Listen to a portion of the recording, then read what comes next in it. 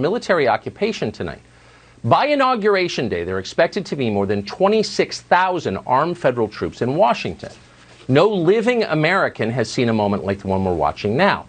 That was Tucker Carlson in just a portion of the broadcast that he presented last night. We're going to review all the talking points and, as his tagline says, standing up for what's right. He has that trademark for a very good reason, because last night he did stand up for what's right.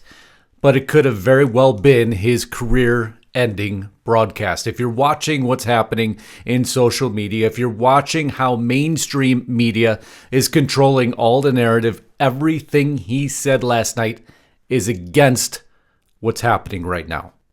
It's against the narrative. It is incendiary to one side of the political spectrum. Unacceptable. It will result in your silence. So did he just sign himself out? Unfortunately, it's highly probable.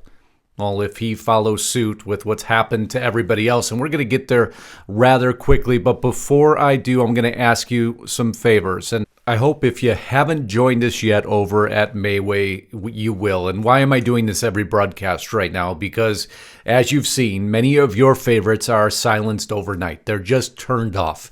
If we don't stay in touch now, it could be too late tomorrow. So please join us at Mayway.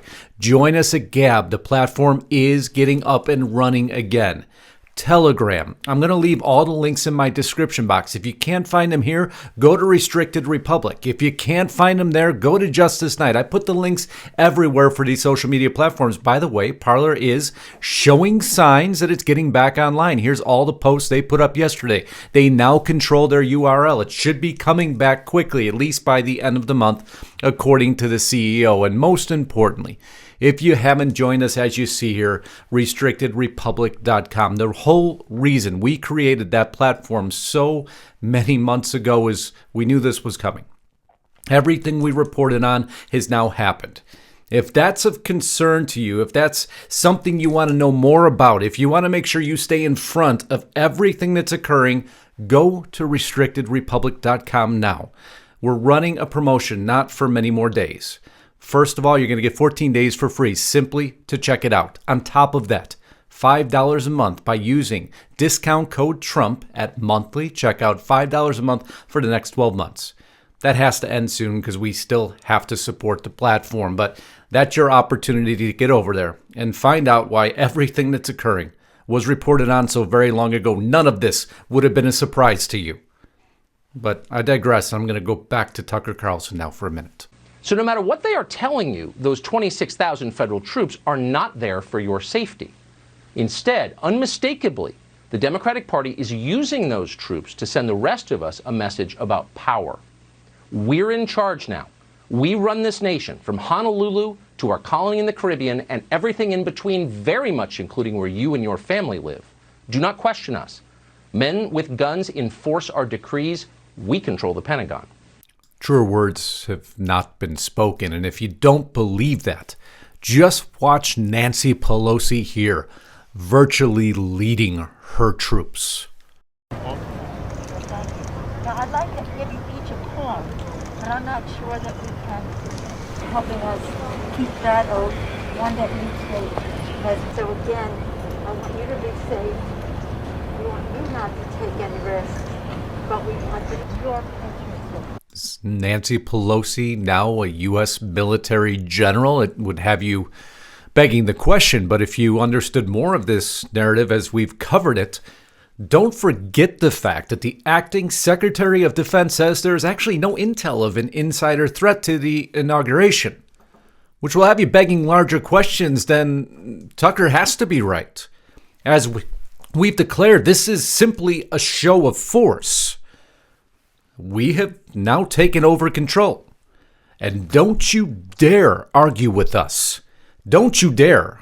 Have we not seen that on social media? Have we not seen that everywhere else? But let's move forward just a little bit more in this broadcast. Do not question us.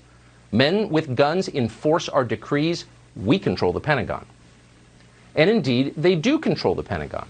Republicans have spent years ignoring the leftward drift of our officer corps, but we can't ignore it now. The mask is off.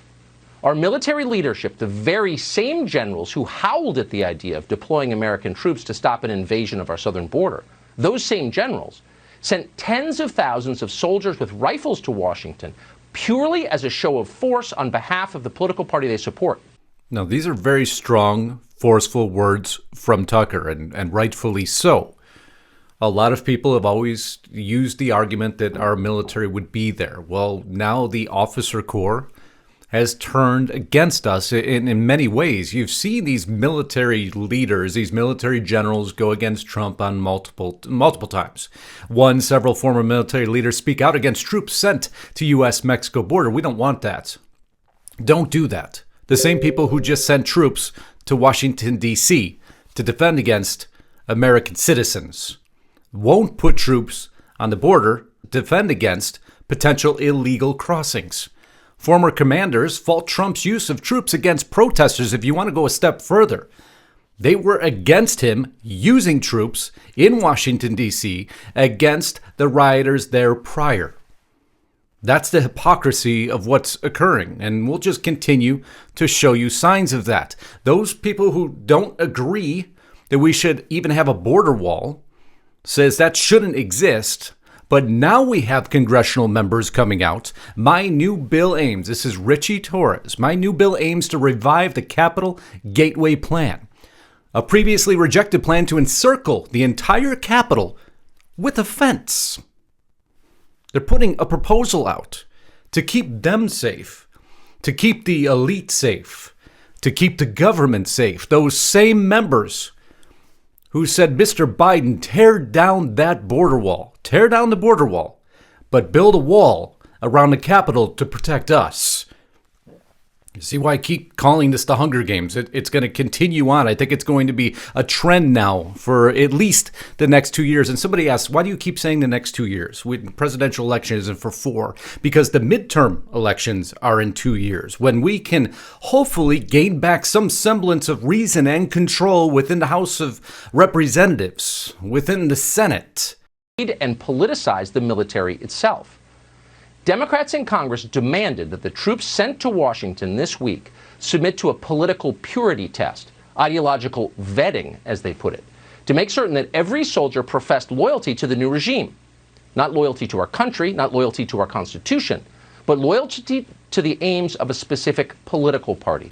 That alone should have terrified so many people, but if that wasn't enough, if they didn't take it far enough, then you insult the troops that have sworn to defend us. The Guard is 90 some odd percent, I believe, male.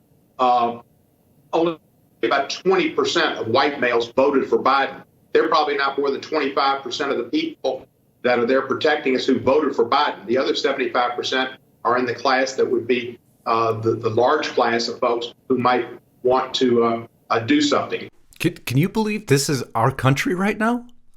Can you believe this is actually happening before our eyes? It is. He got called out. Lauren Boebert at least calls him out a little bit. Representative Cohen says he believes 75% of our National Guard may want to do something evil.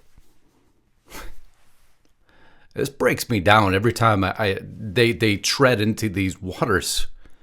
You're talking about our military. God bless each and every single one of you who have served our nation. I will never, ever forget what you do for us. Ever forget what you do for us.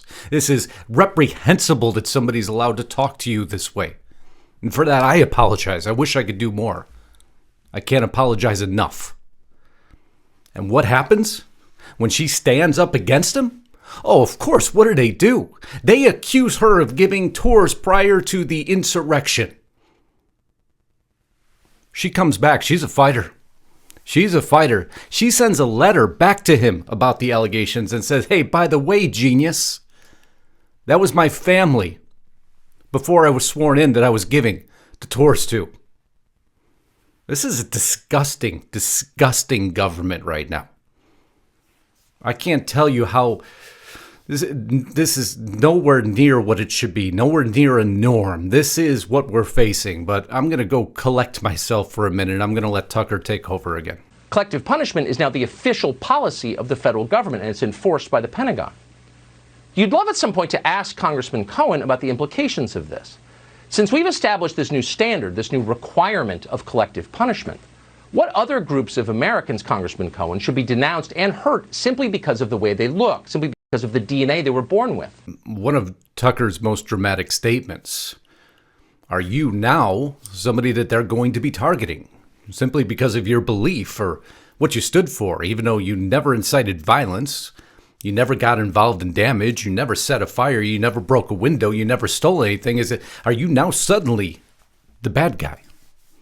Just watch what's happening around you. Did you see this Associated Press article? Extremists exploit a loophole in social moderation. Now, this will start to impact more and more and more of you as this gets bigger. And I say that for very good reason, because if you look at the graphic they provided here, we're just going to thumb back and forth very quickly. Let me go full screen just so you can see this. You'll see on there some people that you may have listened to, including Steve Bannon's War Room, including the Praying Medic, maybe Red Pill 78, and if you move another step forward, how about X22 report? This is who they specify now as the enemy. Conspiracy theorists have peddled stolen election fantasies, coronavirus conspiracies, and violent rhetoric. One podcaster, Red Pill 78, called the Capitol siege a staged event in a January 11th episode on Red Pill News. The day before the Capitol riot, a more popular podcast, X22 Report, spoke confidently about a Trump second term, explaining that Trump would need to remove many members of Congress to further his plans, and said, "We the people, we are the storm, and we're coming to D.C." You see how particular they are. They go down just one step further. Podcast playing a particularly outsized role in propagating white supremacy, says a 2018 report from the Anti-Defamation League. Many white supremacists, like QAnon adherents, support Trump. Podcasting an intimate, humanizing mode of communication that lets extremists expound on their ideas for hours at a time. Do you hear the rhetoric that they're using? Just simply not okay to have any condescending opinion to the agenda. Hence why so many troops now are in Washington, D.C. to remind you, to scare you into their control. The Democratic Party is using the military of the United States, which they do not own, as a political weapon. But Republicans in Congress just can't be bothered to notice that. You'd think officers at the Pentagon would be outraged by this. It's such a total betrayal of everything our country and the military are supposed to stand for. Yet as far as we know tonight, not a single officer has resigned in protest. No, it's actually worse than that. Chief prosecutor at Guantanamo, by the name of Mo Davis, Colonel Mo Davis. He was there for over 2 years, and there's far more evidence of Congressman Madison Cawthorn's guilt than there is of guilt for 95+% of the detainees in Guantanamo. It's time we start a domestic war on sedition by American terrorists. How is that okay, what you just said? Now, that's on Twitter. That's not torn down. That's allowed to stay up. That's why I don't tweet anything. That's why we're shutting down that platform. We're shutting down Facebook. All the posts there now is things on auto post. There is no exchange of communication. We're going to put this in the survival guide we're about to publish of everything you need to do. All your habits you need to change to assure the big eye in the sky doesn't start to profile you, because that's what's happening now. We're being profiled. When tweets like that come out that aren't torn down, that's not okay. You can't call for violence against me. And that's what you're doing there. You're classifying congressional members lower than those held in Guantanamo Bay. No one is. And so it continues unabated. Democrats in Congress support a new secret police agency, but why wouldn't they support it? What better way to protect your own power than funding a, quote, domestic spy agency to fight extremists at home? Oh, it's going to be worse than that, Tucker. It's going to be far worse than that. It's already underway. Can U.S. spy agencies stop white terror on the Daily Beast? Well, you've seen now they're putting together white terror. They're putting it into the QAnon. They're putting it into those who voted for Trump. So now 75 million people would fall underneath this dragnet. And then they're creating it. It's not if, it's when. Democrats in Congress are teeing up another round of investigations and commissions to get to the bottom of the January 6th insurrection, which will almost certainly revisit the thorny question of whether the U.S. needs an independent counter-subversion agency to infiltrate and neutralize armed domestic extremists, which are now classified as those who believe in QAnon, those who believe or voted for Trump. Just know that. 75 million of you now fall underneath this umbrella. That's how this works. When they use this rhetoric that they are against us, they'll frame it in. They've already started. Brad Schneider, Domestic Terrorism Prevention Act of 2020, passed by House Judiciary Committee. They're already starting it. It's even ratcheting up further. Capitol riot fallout calls made for new inquiries as Democrats demand answers about visitors a day before the riot. Nancy Pelosi claiming there's a strong interest in Congress to create 9/11 type commission to investigate the Capitol raid. The secret police will be there. Does this sound like another nation in another time who rounded up people, maybe? You think it's still a lie, everything we've been warning against? You can't allow this much power, one-sided power in the federal government that should never be this overpowered, because this is what they do the minute they see their opportunity. Body armor exists only to protect the person who is wearing the body armor. It is already a crime to use body armor in most places while committing a violent felony. This is different. This would make it a crime to possess body armor at all. And honestly, you should pause when you hear that. What could possibly be the motive for it? We can't think of a non-sinister explanation. I told you this was, for him, potentially going to be a career-ending broadcast. He has said everything we've wanted to say. Why would you ban body armor? Why? What possible reason? And if you don't think it's moving fast, Facebook set to prohibit gun accessory and body armor ads amid inauguration threats. Or AmmoLand, New York, citizen body armor ban proposed to start off in 2021. It's, why would you do anything to prevent me from being able to defend myself against whatever threat it may be? What possible motive would you have there? What possible reasoning? Or is that just more forced compliance? Because if you know you can't defend yourself, you see how they do this? It's campaign after campaign after campaign, not slowing down. But now Tucker gets emotional, just like I am today, because when you collectively put this all together, and I had much a similar presentation ready to go, but when I listened to him last night and was sitting there with my beautiful wife, and this is how we spend our dinners, an emotional moment to say the least. Very few Americans deserve to be treated like Osama bin Laden because they're not terrorists. They shouldn't be treated like ISIS.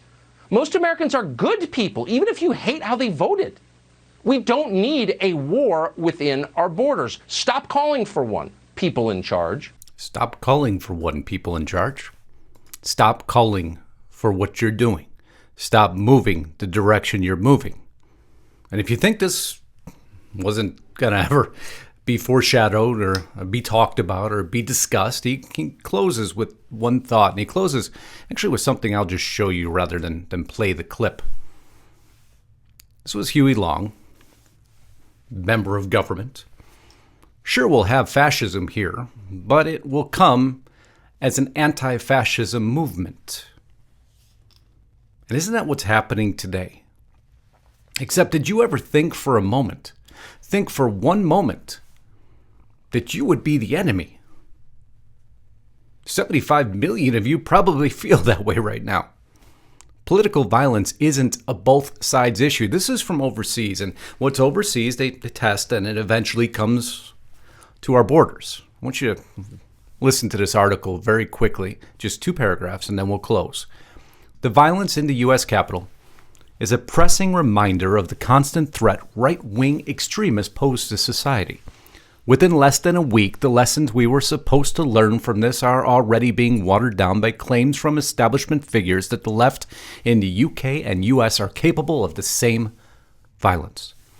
Yet not only is this a false equivalence that distracts from and excuses the violence in the Capitol, it is also hysteria that, judged by recent political history, doesn't stand up to scrutiny. It is not controversial to say that the right are more violent than the left. This is evidence from statistics showing that 2/3 of terrorist incidents in the USA last year involved right-wing terrorists, compared to only 1 killing linked to anti-fascism in 25 years. I'll just let you read that for a minute. Then I'll give you my closing thoughts. Everything we feared is here. I jokingly say sometimes the only thing we have to fear is Joe Biden's fear itself, and that statement couldn't be more true. Except when it's now powered, it's even worse, by a political party, a divisive political party that is targeting a broad band of Americans incorrectly and improperly. They are calling for things that shouldn't be called. Nearly half of America believed in something different. That doesn't make you wrong. That doesn't make you an extremist. That doesn't make you violent. That doesn't make you want to break things. No, that's just how America was built. But that's a bad thing. This is not a regime. It's supposed to be a representative government. When you don't represent nearly half the nation, then it becomes a dictatorship. And that's what we move towards. And that's what Tucker Carlson wasn't afraid to say. And he may very well have ended his career, hopefully not. But it's why the sense of urgency for you to go to Mayway. Just look up Restricted Republic. 2 words. Mayway, on Gab, on Telegram, on Codius. We're everywhere because we need to be. Because we don't want to lose touch with you. Because the truths that we have given for years now have all come true. And it's why so many people like you value our opinion. Tucker Carlson did an amazing job, and my hats are off to him. And our prayers and our thoughts are with him to look over him and protect him as they are with you at all times. So until next time, if you haven't subscribed to me here, I certainly hope you will. Godspeed and God bless. Justus Knight, signing out.